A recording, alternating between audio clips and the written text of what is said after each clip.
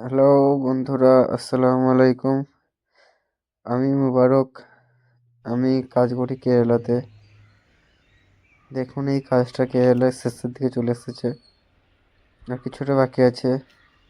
পুরো ঘরে রিভিউ দিচ্ছি, দেখুন কাজটি কেমন হয়েছে।